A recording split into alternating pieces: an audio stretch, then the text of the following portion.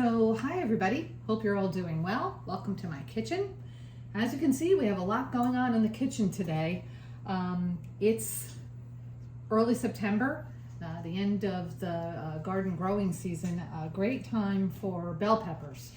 As you can see, I have a lot of them from the garden here. We've been growing beautiful purple peppers, some orange ones, of course green bell peppers, all different types of bell peppers, and we just have so many of them that we want to make sure that we do something with them so we don't waste any of them this year. So we're going to do a couple things today.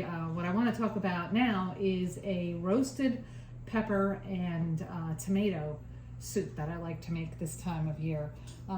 Here's the recipe card. I'll share it with you at the end of the video as usual. We're going to take 1.5 pounds of these delicious bell peppers, and we're gonna roast them in the oven. So I have them all ready to go into the oven. All I did was roughly chop them into nice large pieces. They're gonna roast off, so you don't really need to chop them that small. A little bit of olive oil, salt and pepper.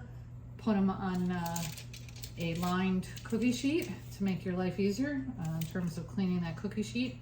Just throw that aluminum foil away when you're done. Make sure they're spaced out nice so they can brown. They're going to be in the oven at 400 degrees for about 40 minutes. I also put on here, the recipe calls for 4 garlic cloves. So I put the garlic cloves also on the baking sheet so that they will roast and they'll become nice and sweet, roasted garlic.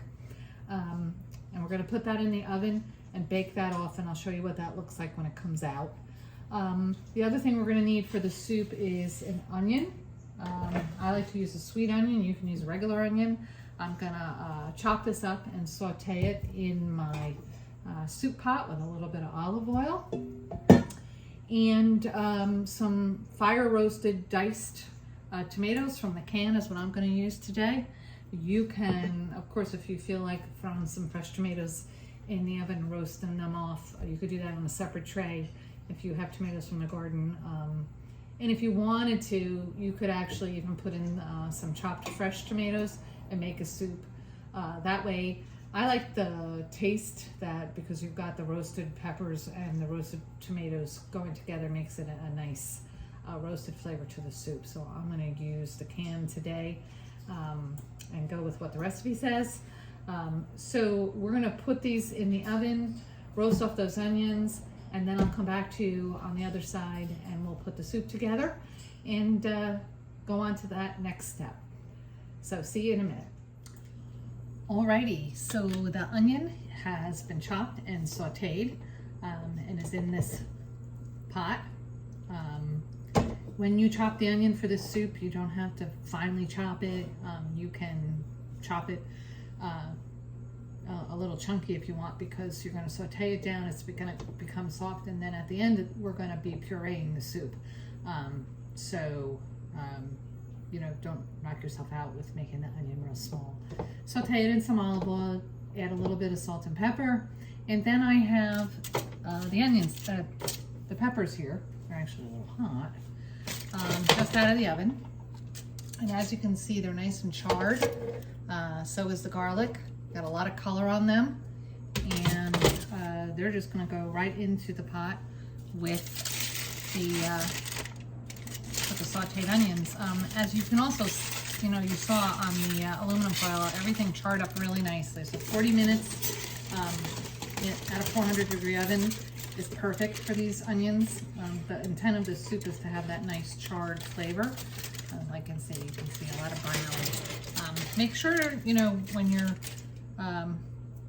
baking the peppers, that you oil that pan or the peppers or both rather nicely so that they don't stick. I actually think they stuck a little bit too much on me today, and I had to kind of pry them off a little bit, which I do not like to do. Anyway, that's in there. Then we have our can of diced tomatoes. That goes in there. And it goes in with some recipe calls for vegetable stock. I think you could use water, especially if you're peppers are nice and flavorful.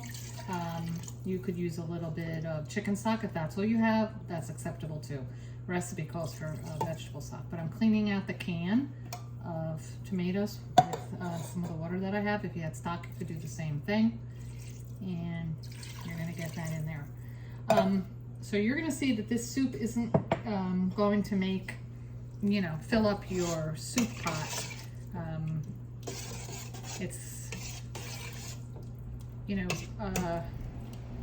not a really massive recipe. So if you wanted to and you had a lot of peppers, you could definitely double it. Pound and a half of peppers is about 6 full-size bell peppers. If I didn't mention that earlier, but that's how many I used. And I have that referenced in the recipe card as well. So everything's in the pot right now. And then we're gonna bring this up to temp and let it simmer for 10 to 15 minutes until everything is cooked nicely together in the water or the vegetable stock. And then once that comes up and simmers for that 15 minutes, then I'm simply gonna puree it with an immersion blender, and you're gonna have a really nice smooth tomato, roasted tomato and pepper soup. I'll show you what that looks like as soon as I get that simmered for 15 minutes. See you in a bit.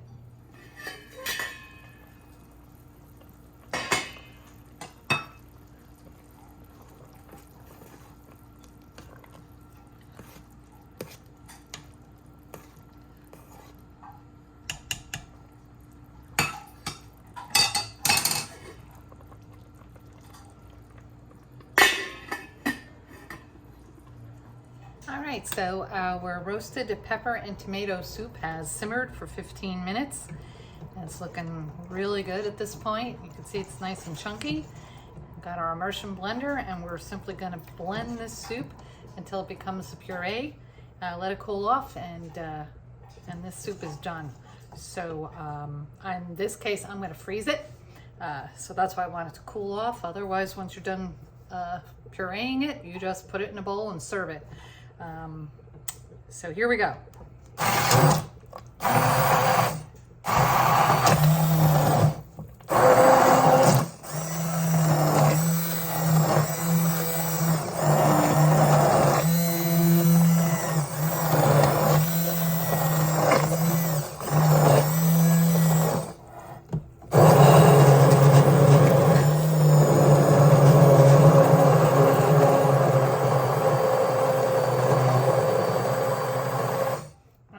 That this soup is really hot. It's smoking, and you can see that I'm tipping it away from me as I'm blending it toward the camera, not toward me.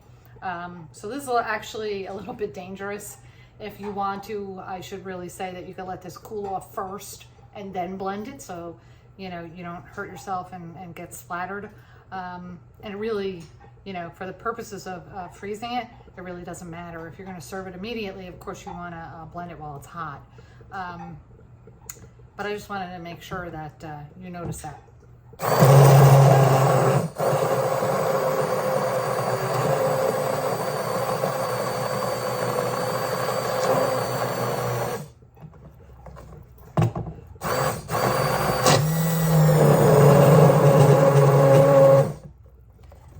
Take this as far as you want to. You can keep blending this.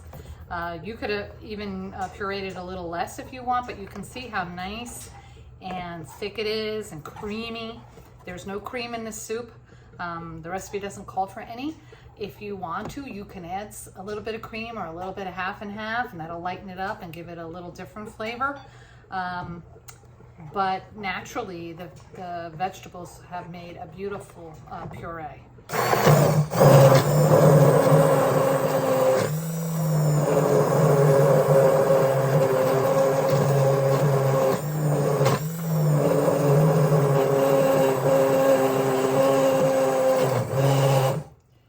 when it starts to move like that in a circle, as you're pureeing it, you can pretty much figure that it's done. Another way is to look at your actual blender and see if there's chunks on it, moving around.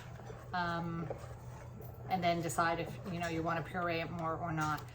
Roasted peppers so you can see the black char from the peppers right in the soup itself. You can actually see the flecks of that char, which means that you charred it, the peppers really well, and that should give this soup a really good flavor. So I think that's as far as I'm gonna take it. I will get this out of the pot and show you what it looks like. And our soup is done. Okay, the soup is finished. I have it in 2 containers, 3 cups per container. So that recipe makes 6 cups of soup. If you doubled it, you'd have 12 if you have a big family. But this is enough soup for my husband and I for one good lunch. So this is why we're gonna freeze it. But let me just taste it for you.